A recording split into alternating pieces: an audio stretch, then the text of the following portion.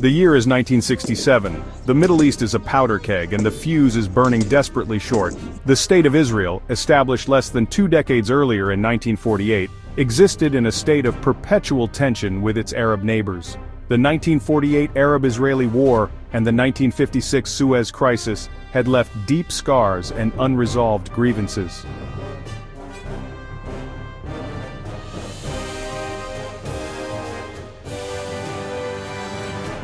In April 1967, an aerial clash over the Sea of Galilee saw the Israeli Air Force shoot down 6 Syrian MiG-21 fighter jets, a humiliating blow for Damascus. In the aftermath, the Soviet Union, a key ally of the Arab states, fed false intelligence to Egypt, claiming that Israel was massing troops on the Syrian border for a full-scale invasion. In Cairo, Egyptian President Gamal Abdel Nasser, the charismatic leader of the Pan-Arab movement, felt immense pressure to act.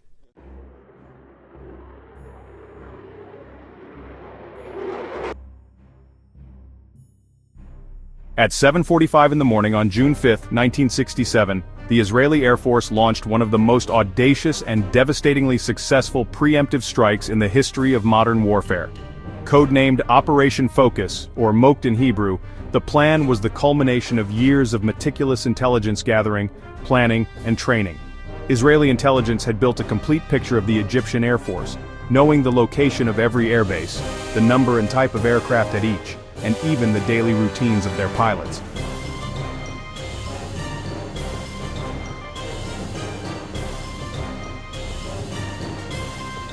The first wave consisted of nearly 200 Israeli jets, Dassault Mirage 3s, Super Mysteries, and Vautour 2 bombers, taking off in near-total radio silence.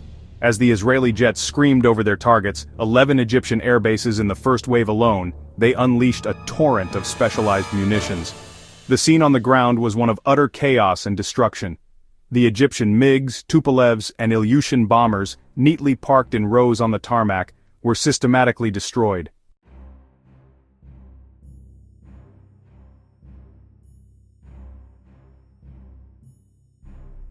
With the skies now clear of any meaningful aerial threat, the Israeli Defense Forces launched their ground invasion of the Sinai Peninsula. The plan was a classic example of blitzkrieg, or lightning war, emphasizing speed, surprise, and coordinated firepower to overwhelm and encircle the enemy. The initial thrust was directed at the heavily fortified Egyptian positions in the northern Sinai, particularly around the city of El Arish.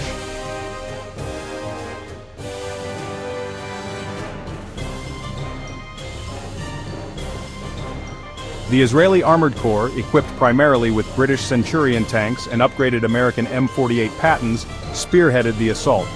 Ariel Sharon's division faced the daunting task of breaking through the formidable Abu Agela Kusema defensive complex using a complex and daring night attack. By the end of the 4th day, the Israeli Defense Forces had reached the Suez Canal. The Sinai Peninsula was entirely under Israeli control.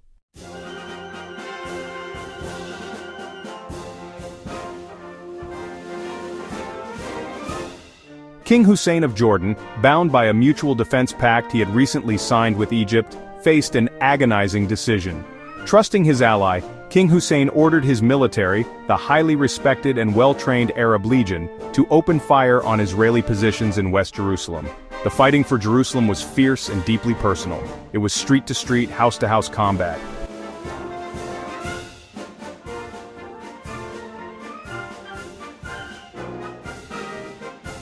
On the morning of June 7, 1967, Israeli forces broke through the Lion's Gate and entered the Old City. A short time later, the commander of the paratrooper brigade, Mordecai Madagur, transmitted the now famous words over the radio. "The Temple Mount is in our hands. I repeat, the Temple Mount is in our hands." For the first time in nearly 2 millennia, the holiest site in Judaism was under Jewish control.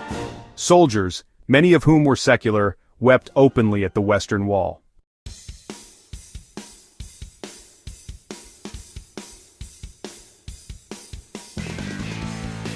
For the first 4 days of the war, the Syrian front remained relatively quiet compared to the dramatic events in the Sinai and the West Bank.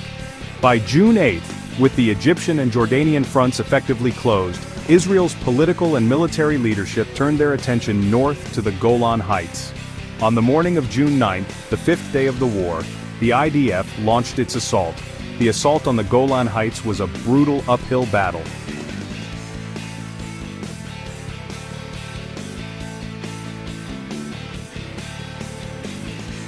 The IAF, now in complete control of the skies, relentlessly bombed and strafed the Syrian positions, using napalm to clear out trenches and bunkers. By the morning of June 10th, Syrian soldiers were in full retreat towards Damascus.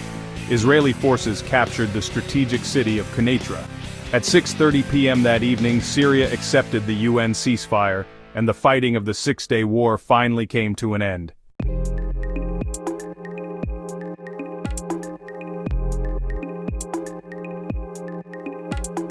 In just 132 hours of fighting, the political and military landscape of the Middle East had been irrevocably transformed.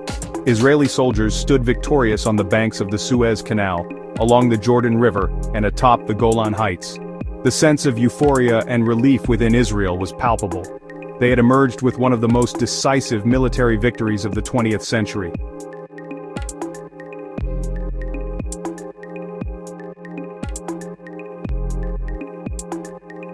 The Arab world, in contrast, was plunged into a state of shock, humiliation, and disbelief. In September 1967, Arab leaders met in Khartoum and famously issued the three no's: no peace with Israel, no recognition of Israel, and no negotiations with Israel. The defeat, referred to in the Arab world as the Naksa, or the setback, shattered the myth of pan-Arab unity and military prowess.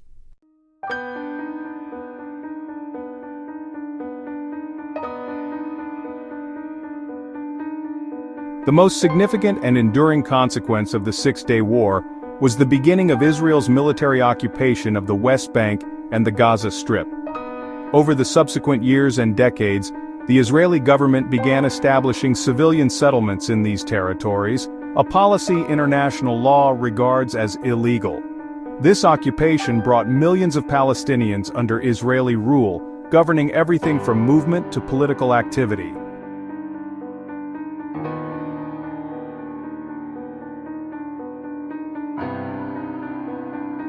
The occupation fundamentally transformed the Israeli-Palestinian conflict. Before 1967, it was primarily between Israel and Arab states. After 1967, it focused on Israelis and Palestinians in occupied territories. The Palestine Liberation Organization rose to prominence as the leading Palestinian voice, arguing only armed struggle could liberate their homeland. The occupation fueled cycles of violence, including Palestinian uprisings and Israeli military responses, creating a legacy of bitterness and mistrust.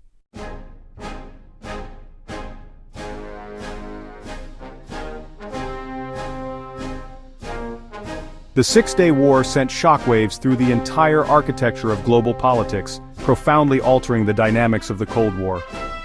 The swift Israeli victory was seen in Washington as a major strategic gain, while for the Soviet Union, the crushing defeat of its Arab allies was a significant blow.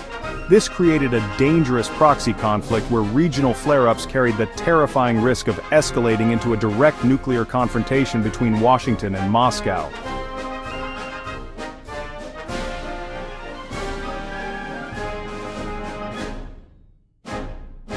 The legacy of those 6 days in June 1967 is still felt every day in the streets of Jerusalem, in the political debates in Washington, and in the strategic calculations of nations around the globe.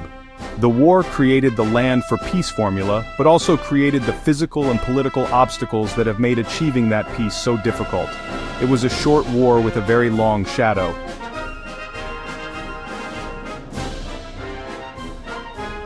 If you found this historical analysis informative, please like this video, subscribe to our channel for more in-depth documentaries, and share with others interested in Middle Eastern history.